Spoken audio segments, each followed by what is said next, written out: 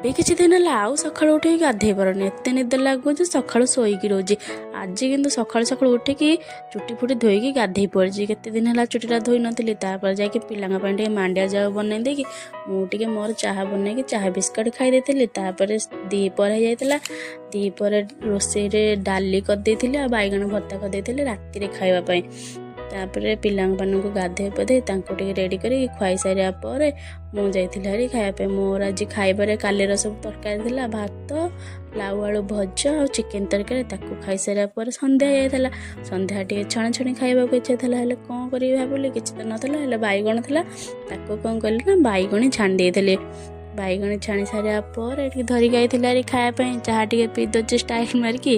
ତାପରେ ମୁଁ ଏଠି ବସିକି ଖାଉଥିଲି ବାଇଗଣ, ଦେଖିଲା ସେ ମୋ ଝିଅ କ'ଣ କରୁଛି ବାଇଗଣଟାକୁ ଚାରେ ବୁଡ଼େଇକି ଖାଉଛି। ମୁଁ କହିଲି ଦେଖେ ତ ମୁଁ ଟିକେ ବୁଡ଼େଇ ଖାଏ କେମିତି ଲାଗୁଛି। ମୁଁ ବୁଡ଼େଇ ଖାଇଲି ତ ବହୁତ ଟେଷ୍ଟି ଲାଗିଲା।